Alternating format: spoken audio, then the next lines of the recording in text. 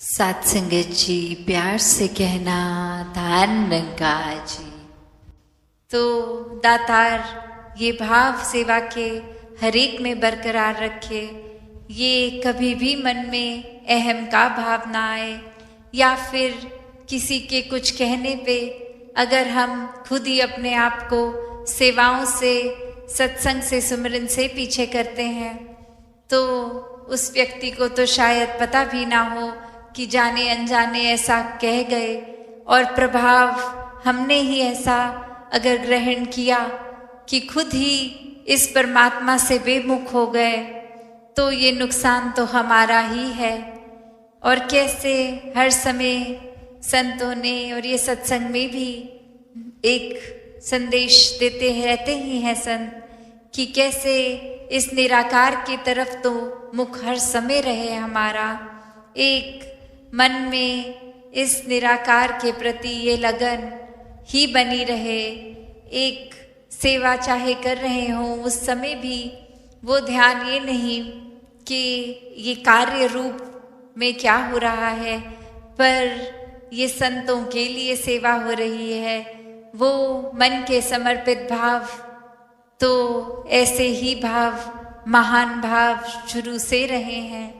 एक ये दिखावा मात्र नहीं कि कुछ महापुरुष हैं जो हमारे जानकार हैं, एक साथी घर से आए हम, चाहे बसों में, चाहे वाहनों में, या कैसे भी, और वो महापुरुषों की नज़र में हमें एक कुछ साबित करना है, तो उनके सामने कुछ जानबूझ के इतनी देर ही सेवा कर ली जितनी देर उनकी अटेंशन रही, और वो उद्देश्य सेवा का नहीं, वो तो कुछ किसी के मन में एक अपने रुतबा ऊपर करने का बना चुके हों। तो वैसे सेवा हरगिज़ सेवा नहीं है।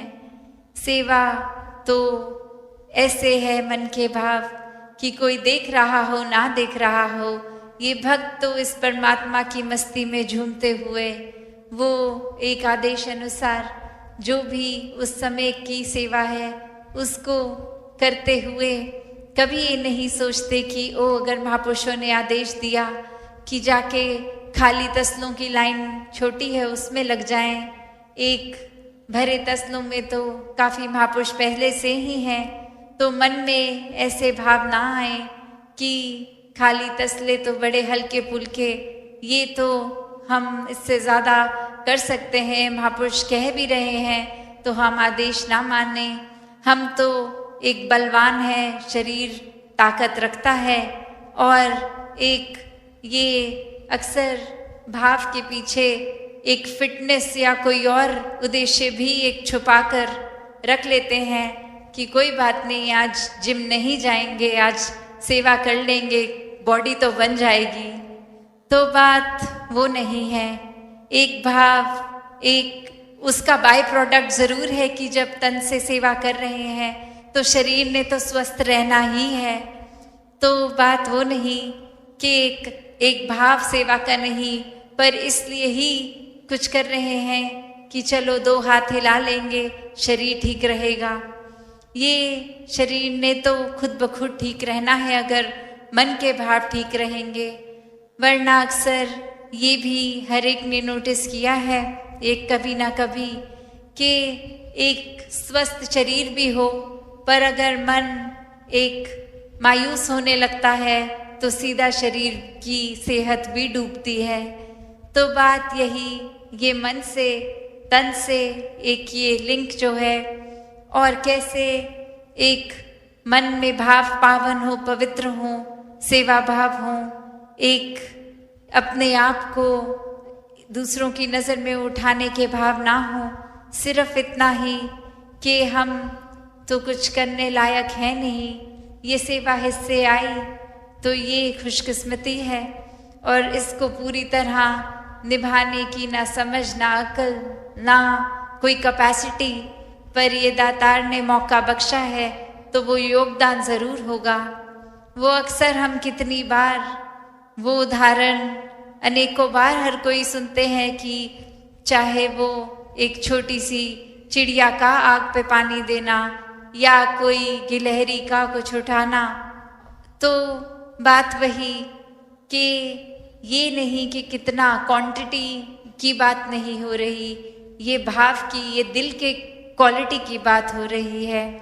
कि नहीं तो अगर हम सोचें हम अपना पूरे से पूरा एक बल भी लगा लें, कोई एक वज़न इतना ही उठा पाएंगे, वरना तो कितनी देर लगनी है। अगर ये सेवा, अगर हम इस तरह से हम सोचें कि हमसे ज़्यादा हल्के तसले भर के भेज रहे हैं महापुरुष, हम अगर कस्सी पकड़े होते तो ऊपर तसले से भी ऊपर उसको भर पाते और उसको एक हाथ से कस्सी से डालते और दूसरे हाथ से आगे भी पास कर देते। तो बात वो नहीं है। नहीं तो कितनी देर लगनी है कि बस एक अनाउंसमेंट होनी है कि अब मैदानों में ये हाथों से सेवा नहीं होगी। वो तरह तरह की वैज्ञानिक मशीनें आ चुकी हैं जो ज़्यादा एक अच्छी फिनिश से ज़मीन को भी एक जैसा चाहते हैं उतनी सुंदरता से कर पाएंगी, एक फिनिशिंग भी अच्छी आ जाएगी और समय तो बहुत ही कम लगेगा। तो बात वो नहीं है, ये करने में देर भी नहीं लगेगी। एक मशीन का एक कैपेसिटी, वो मिट्टी एक जगह से उठाने तक दूसरी जगह तक लगाने में शायद कुछ मिनट ही लगेंगे, और हम अगर प्रयत्न करके भी उतनी मिट्टी को मूव कर रहे हैं उसमें घंटों। तो बात वही कि ये सब होने के लिए ये एक भाव का होना ज़रूरी, कि जहाँ सेवा भाव है वहाँ वो सेवा भाव परवान भी होता है। वहाँ फिर यही मन में रहता है कि संत अपने हाथों से सेवा करना, एक ये अपॉर्चुनिटी को, ये मौके को गंवाए ना। नहीं तो बात ये नहीं कि हम सेवा नहीं करेंगे तो सेवा हो नहीं पाएगी, हमसे बेहतर कोई और नहीं कर सकता।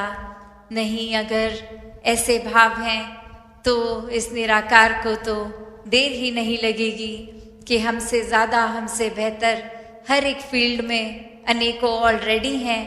बस वो कहीं से भी निरंकार उनको प्रकट करके उस समय वो सेवा ले लेगा जो हम सोच रहे हैं कि हमसे बेहतर कोई नहीं कर सकता।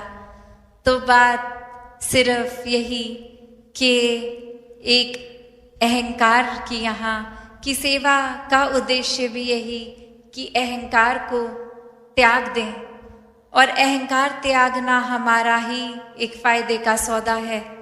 वरना तो एक क्या पड़ी है, ठीक है अहंकार है भी मन में तो करते चलो, जो सेवा कर रहे हो उसको हर एक को दिखाओ, मैंने ऐसा कर दिया, आज मैंने 15 मिनट में इतना कुछ कर दिया, आप गिनाइए आपने क्या किया। ऐसा करते रहेंगे, कार्य भी होता ही रहेगा, पर अपने अंदर कहाँ तब्दीली आएगी। वो जो सेवा ने चेंजेस हमारे अंदर करने हैं, वो सेवा भाव ने वो कहाँ हो पाएगी। तो बात वही कि अहंकार करने के लिए तो हर पल जीवन का एक वो अपॉर्चुनिटी है, हम कर सकते हैं, पर एट द सेम टाइम उसी वक्त एक ह्यूमिलिटी, एक हम्बल होकर, एक विनम्र भाव, एक दिल में एक खुद को कर्ता ना मानने का, वो भी तो पल हर पल ही मौजूद है। तो कैसे हर एक ने ऐसे सेवा भावों को ही महानता देकर कि हर समय बस यही मान के चलें कि इस निराकार की कठपुतली हैं, ये इंस्ट्रूमेंट बन के करते चले जाएं। एक मन का ही ये भाव है, वरना काम तो हो ही जाएगा। तो ये मन के भाव से जो कि वो काम नहीं, वो सेवा है। तो ऐसी ही सेवा हर कोई करता जाए, जब सत्संग में भी हों या सत्संग के बाहर हों, घर परिवार, हर पल, ये पूरे दिन अनेकों वो अपॉर्चुनिटीज़ हैं, वो एक संभवता, वो एक मौके हैं जब सेवा की जा सकती है। तो सिर्फ ये कुछ ये जोश लाके कुछ इन्हीं महीनों के लिए नहीं कि ये समागम से पहले एक महीने की खुशी, ये तो घरों में समागम के बाद जाने के भी वही उत्साह, वही खुशी, और हर पल वैसे ही सेवा एक चलती ही जाए। ये सेवा तो नहीं रुकती। दातार हर एक पे कृपा करे, कि ये सेवा को संतों ने जैसे समझाया वैसे ही हर कोई सेवा भाव से करता रहे। तो जीते जी समय ना व्यर्थ किया जाए, ऐसा ही संतों ने सिखाया है। तो कैसे ये आत्मा का हल, ये सल्यूशन, ये मुक्ति, ये परमात्मा की जानकारी और उसी से अपनी आप की जानकारी होती है कि वाक्य में तो शरीर तो कुछ सालों का ही है, असल में तो इस आत्मा की पहचान ये परमात्मा है। और जीते जी इस रास्ते पे चलेंगे और अपने आप को मानवीय गुणों से भर कर चलेंगे तो ही वाकई ही ये जीवन जीने के लिए एक असली जीवन, मनुष्य जीवन, दैवीय गुणों से भरा हुआ एक मुकम्मल जीवन होगा। और इसी समय फिर ये हकदार भी मृत्यु के बाद भी ये मोक्ष का, मुक्ति का। तो हर किसी ने हर समय पे यही मनुष्य को रास्ता दिया जो आज भी संत दे रहे थे कि जीने को पूरा जीवन जो मिला है उसको कैसे जीना है।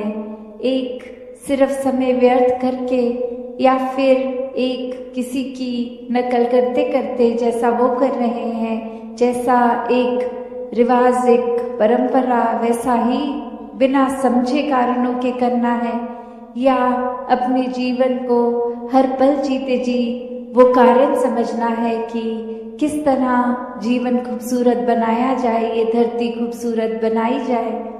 जिस समय हम इस धरती पे आए, ये धरती को जब छोड़ के जाएं तो किस तरह उसको और सुंदर बना के जाना है। एक प्राकृतिक रूप में भी जहाँ एक कर्तव्य है हम सबका, किस तरह ये दूषित हवा को पेड़ उगा के भी स्वच्छ किया जा सकता है और ये कचरा ना फैला के एक उस रूप में अपनी नियमित जगह पे वो कूड़ा इकट्ठा करना। और कैसे वो रिसाइकल की भी बात आती है कि व्यर्थ चीज़ नहीं करके उसका किसी और तरीके से भी इस्तेमाल करना। वही वो बात कि ये फिर प्रदूषण सिर्फ बाहरी संसार का नहीं, ये जीते जी हमें अंतर्मन को भी साफ करना है, इस परमात्मा को और बसा के जो कि पहले ही हमारे भीतर भी है, बाहर भी है, कण कण में है, हर जगह है। तो वही उदाहरण जो एक मृग का आता है कि एक खुशबू जो उसके अंदर ही होती है वो मृग समझता नहीं और जगह जगह एक जंगल में ढूंढते ढूंढते कि ये खुशबू कहाँ से आ रही है, वो खुशबू तक जाने में भटकता है और असल में तो वो कस्तूरी की खुशबू उसके अंदर ही है, उसकी नाभि से ही आ रही है। और कैसे ये समय फिर व्यर्थ हो जाता है सिर्फ और सिर्फ वो भटकन में। तो ये पहचान परमात्मा की जब हो जाती है तो वो भटकन एक समाप्त हो जाती है आत्मा की। अब उस तरह देखें तो फिर जिस तरह उस मृग को बता दिया जाए कि इधर उधर भटकने की ज़रूरत नहीं है, आप जिस स्थान पे हो उसी स्थान पर ये खुशबू भी है। तो बात वही, परमात्मा हर जगह है, अंग संग है। जिस समय जैसे अभी भी आवाज़ लगा रहे थे महापुरुष के ये ब्रह्म ज्ञान की दात आज सत्संग के बाद भी ये प्राप्ति की जा सकती है। तो बात वही कि सिर्फ सत्संग में आने का मतलब सिर्फ वो नहीं कि आए एक क्रिया रूप में बैठ गए, कुछ सुना भी, कुछ अनसुना किया, कुछ अपना ध्यान इधर उधर लगा लिया, भटका लिया, पर मूल को नहीं पकड़ा। मूल तो बस ये परमात्मा ही है। इस परमात्मा को जो पकड़ लेते हैं, मन में बसा लेते हैं, हर समय इसका दीदार करते हैं, एक एहसास में इसी निराकार के रहते हैं, तो वो ही वाकई ही संत है। उनका जीवन हर पल भक्तिमय है, वरना तो भक्तों के ऊपर ऐसे जीवन जीने के लिए उनका तो कारण था ये परमात्मा, पर दुनिया ने सिर्फ एक वो पकड़ लिया कि जिस तरह उन्होंने किया हम भी वही करेंगे, पर मूल नहीं पकड़ा, ये परमात्मा को जानने की जिज्ञासा नहीं अंदर रखी, इस परमात्मा को प्राप्त नहीं किया, तो फिर सिर्फ एक दिखावा, एक नकल रूप ही करना तो एक जीवन को सफल नहीं बनाया। क्योंकि वो एक उस तरह की बात है कि अगर कोई एक घाव है, चोट है, तो उसको पहले मरहम लगा के वो अपनी त्वचा को, स्किन को नॉर्मल करना है, वरना तो एक छुपाने के तौर पे ऊपर से मेकअप लगा के भी छुपा दिया जाता है। तो बात वही कि ये ऊपर की सुंदरता नहीं, ये अंदर से भी सुंदर होना है। ये हर किसी के अंतर मन की जो भटकन ये आत्मा की, ये सिर्फ और सिर्फ इसका समाधान ये परमात्मा ही है। जैसे ही इस परमात्मा को देख के भक्ति की शुरुआत की जा सकती है, उसी तरह फिर अपने मनों में और गुणों को भी अपनाया उसी पल से जाया जा सकता है।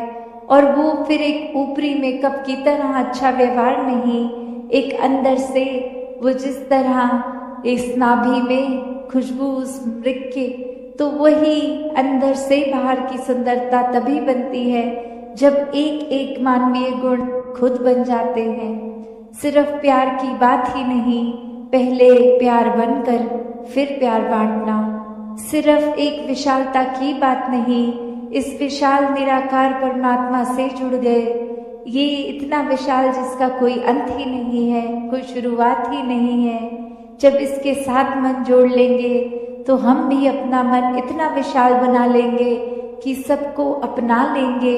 हर किसी की कमियां हो ना हो उससे फर्क नहीं, कि सब प्यारे हैं, सभी इस परमात्मा की संतान हैं। सब में यही एक परमात्मा का निवास, सभी प्यारे, सभी श्रेष्ठ। और कोई भी और फिर हम जो मानवीय गुण सोचे भी, वो स्वयं बनना बहुत ही आसान हो जाता है।